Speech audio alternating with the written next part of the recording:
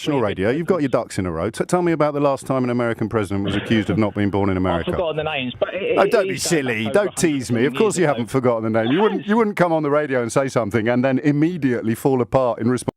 You're about to watch James O'Brien completely dismantle a parade of Trump supporters who phoned in thinking they had all the answers, only to crumble the moment they were asked the simplest of questions.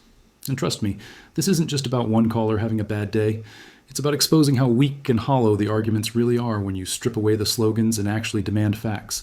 Before we dive into the full story, comment where you're watching from, and don't forget to like and subscribe so you don't miss the next one.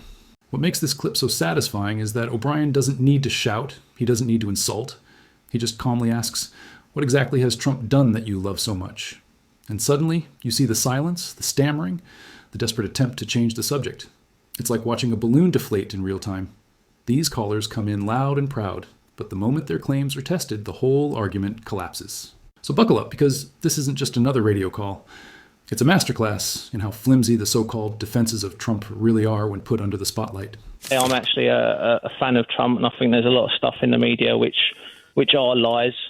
Go on. I don't know yourself, you're obviously anti-Trump. No, go on. What are the lies that you're unhappy about? Well, no, I just think you even said this morning, you said it's okay for him, what is it, the quote you used, it's okay to be racist again? Yeah. Okay, so how do you draw that conclusion? He accused Barack Obama of not having been born in America and lying about his birth certificate.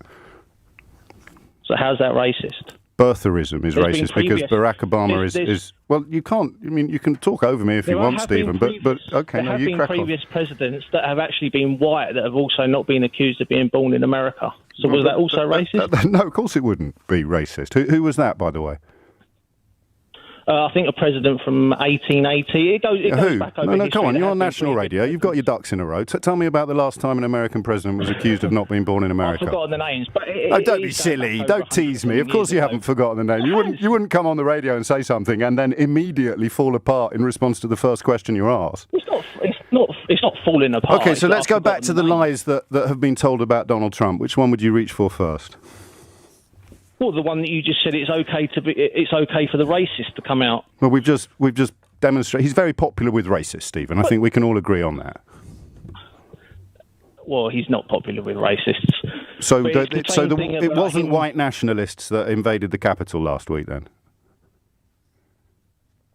Steve Bannon, his key advisor during the presidential campaign, who's now been pardoned for ripping off Trump supporters, he didn't say you should wear the accusation of racism like a badge of honour. Well, that's his quote. I mean, if that's what he's saying. But the fact that you can't just say then that everyone that marched on the Capitol is racist. I didn't. I said they were white nationalists. Well, you're also portraying that. So let's go back to the lies, Stephen. Let's go back to the lies that the mainstream media in America has told about Donald Trump. Well, I've just told you the fact that he's racist. But we've just proved that he is. But because he's questioned someone's birth certificate, that makes him racist. No, because he questioned a black man's birth certificate, knowing that it was absolutely untrue. So that would be called a racist lie, which is encouraged to make people who are uncomfortable with Barack Obama's skin colour believe something that's not true about him, because it then undermines the legitimacy of his presidency. So briefly, because it's not going great, but I'd like you to stick around for a little bit longer. What is it you liked about him, Stephen? I think that he come out and spoke a lot of the truth on stuff. Yeah, what stuff?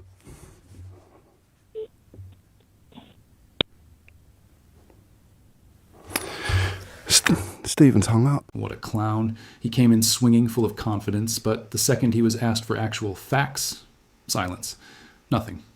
And when the heat turned up, he did what all weak arguments do. He hung up and ran.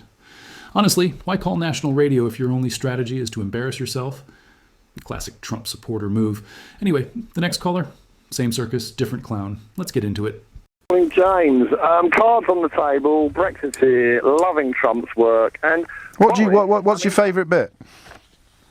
Well, all of it, but I think what your favourite bit. What's the thing he's done that you love the most? You said you've bumped into Boris yourself. Go on, mate. I just asked you a question. You said cards on the table. You said cards on the table, but you're not letting me look at your cards. That's an odd way of playing. Because I want to just cut to the chase, Boris. No, cards on the table. What's the thing Trump's done that you love the most? Because he is a man of his word. What's he done that you love the most? Pardon? What's he done that you love the most? You said, I'm loving his work. So what's the act of... Because he's a politician who tends to, unlike here, do what he says. Yeah, so what's he done? What's the thing he's done? What's the act of work he's done? I'm not in tune with the American politics. Cards on the table, I love his work. Give me one example of the work that you love. Over to you, Alex. Balls of steel. Okay? No, you're going to have to answer it before we carry on, because it's cards on the table, Alex. It's your own words, mate. Because he's very much like Boris. He's a cad, he's a rogue, he's always... No, but we know all that. You said you love his work. You said cards on the table, I love his work. So show me one card. They're on the table, Alex. What I'm trying to say to you is he's a politician, but he's not the normal politician. Cards on the table, Alex. Just show me one of those cards that you said in that really upbeat way. Cards on the table, James. I love his work. So show me one card. James. One card. James. One card. Some people voted Brexit, others didn't. And one card, Alex. Carry on. One card. I'm not with you, James. One card. I'm not with you, James. I'm trying to just... I love his work. Cards on the table. Give me one example of the work that you love. So much work because James... So much work. So much work. It'll be really easy to give me one example. No. Everybody in London voted for him, remember? Nobody in London voted for Donald Trump. Give me one example of the work he's done that you love, Alex. People voted for Boris, remember? Cards on the table, Alex. Cards on the table, Alex. Show me a card. I'm just not that in tune with American politics to give you a definite answer, but I'm trying to say to you, right. Boris, so when you said cards on the table, what you meant was, I don't even know whether I'm playing Snap or poker. No, I'm trying to say to you, Boris, you have to embrace what he is. And people voted for him, right or wrong. He is a bit of a clown. He's everything you said he is. And I think he orchestrated this leakage. I think a friend of that recorded that. It was all done on purpose and construed to make a lot of media interest and chaos talking about Boris. And remember, when he went on the Marr show talking about Nazanin Zaghari Ratcliffe, he inadvertently spilled the beans of his MI6, MI5 briefings straight out to Marr. No, he didn't know now. So, you see, not only have you made a complete cretin of yourself, you've also just libelled the Foreign Secretary. Why not? Everyone else does. No, mate. You see, cards on the table, Alex. You're a clown. He comes in all confident, declaring his cards are on the table. But when pressed, he can't show a single one. Not one example of what Trump's actually done that he supposedly loves. And that's the pattern here. Lots of noise, zero substance. At the end of the day, he says it how it isn't a policy, it's just an excuse. And if that's the strongest defense, well, it's no wonder these calls keep collapsing. Atmosphere that Donald Trump has come into. The average Americans don't vote because they're just disenchanted with the entire thing. They think they're all crooks. It doesn't matter. And for people to scoff and say, oh, well, there's no proof of that. Oh, it can't be true. Yes. I'm sorry, man. I just think that's a little bit naive. Yeah, I mean... So you're talking about an environment of... Because Trump is the crook that they thought all politicians were, but he comes... But the thing is he's an honest crook, mate. It's like there's no... You know what I'm saying? He's not hiding it. You know, you say that, oh, Biden sounded like a statesman. Like, that's a good thing. Yes. It's not. Right. It's somebody who spent their life being a polished liar, taking corporate agenda and pushing it through. Are you describing what you? These are not good things. Are you describing what you think now, or what you think they yes, think? This is what I believe, and this is what I've spoken to many of my friends back in America. We talk about these things, you know, and you've got the whole media juggernaut as well. If I asked you to persuade me that Joe Biden was a polished liar, what would you do? I just pointed his 50-year career. Yeah, well, go on. How else could he possibly stay in power? I mean, this is the whole that's thing a about question. Trump, That's a question, not an answer. From outside. No, I know, but I just want you to. I'll be honest with you, man. I don't have any facts because I didn't know anything about Joe Biden before I heard his name as the elected. But you're absolutely certain that he spent half a century lying. If he's a politician, he's been in the job for that long. I don't see how he could avoid it. But you just said you'd never heard of him before. Last year. I don't need to hear. He was vice president. This is what I think of average American. Shouting louder doesn't make any more sense because he was vice president for 8 years. Right. Again, I'd never heard of him. Yeah. I'd never heard of him. I mean, is it fair to suggest? Is it fair to suggest that you may not be the best qualified commentator on American politics. I'm just trying to give you a look into American psyche. You've given me a very interesting look, Jim. I'm the average person as well. You may be, but you've admitted you know absolutely nothing, but you're certain of your prejudices. I'm certain that this is the way that it's going to be looked at by the people like Trump's followers. No, that's why I said to you, are you telling me what you think, or are you telling me what you think they think? I'm telling you what I think. I'm telling you. And you think what has been that a Joe common denominator Biden between my friends that I've spoken to about the subject? I understand that. I mean, I find it horrible what you're describing, but I don't think you're lying. I think you're being honest. So you can look at Donald Trump and see what you described as an honest crook, and there is all the evidence of his wrongdoing that goes back 50 years, and you know, we could make a list. We'd be here until Christmas. Yep, the man's got immense character flaws. Not character flaws, criminality. I do not think he's a good person. But then you've got Joe Biden over there, and you've got no evidence whatsoever of his malfeasance or misbehaviour, but you're absolutely convinced he's a wrong-un. So would you mind if I... Again, I would refer back to the Panorama program that I saw, which appalled me. Yes, but was he in it? A news crew can go over, pretend to be a lobbyist. But was Joe Biden in? Was Joe Biden in it? No. So I've got two questions. Do you recognise on any level how ridiculous you sound? And I say that affectionately. Okay. All right. Yeah, I suppose so. So now, and the second question is who did this to you?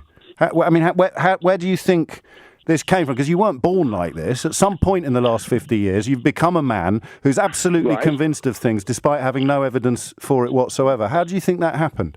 Because I have been pulled over, and I have had police in America rewrite the arrest report. And I have had basically lies told in court about me, and I have had trouble in America. And that's how you know that Joe Biden is not to be trusted. This is my personal experience with the establishment. Oh, being pulled over by police in America. That's right. Okay. Well, it's been interesting talking to you, Jim. I had a can of beer. Couldn't make this up if you tried. Unopened in my car. Absolutely and they wrote it up as an open container. And I ended up with a DUI. Yet in the very next breath, admits he didn't even know who Biden was until the man was elected president. Think about that for a second. How can you be so certain of something while openly admitting you have zero knowledge of the person you're attacking? That right there is the perfect example of blind, baseless politics. And then comes the part that really exposes the mental gymnastics at play. Trump's laundry list of scandals, criminal probes, and outright lies. Oh, those aren't crimes. They're just character flaws. That's one way to rebrand corruption, I guess. Imagine telling someone, yeah, my guy's caught up in decades of shady dealings, but don't worry, it's just his personality. That level of excuse-making isn't just weak, it's delusional, but it gets even stranger. To explain his worldview, this caller points to a personal run-in with the police years ago, and somehow tries to use that as proof that Biden, a man not even remotely involved in the situation, is a liar. The mental leap there is astonishing. One bad experience suddenly becomes the foundation for smearing an entire president. No logic, no connection, just pure emotion disguised as certainty. And here's the recurring theme across these conversations. Every single caller comes in with swagger, convinced they're armed with unshakable opinions. But the moment James O'Brien asks a single, straightforward question, they collapse. They get defensive. They lash out. Or, in most cases, they simply hang up. It's almost as if their beliefs have never once been challenged in a serious way. That's what makes clips like this so fascinating. They reveal just how shallow a lot of this rhetoric really is when you peel away the slogans and force people to defend their claims with facts. So now I'll throw it over to you. Which caller do you think was the weakest? Who do you think embarrassed themselves the most? Drop your thoughts down below, hit that like button for the algorithm, and if you're new here, make sure you subscribe so you never miss the next breakdown.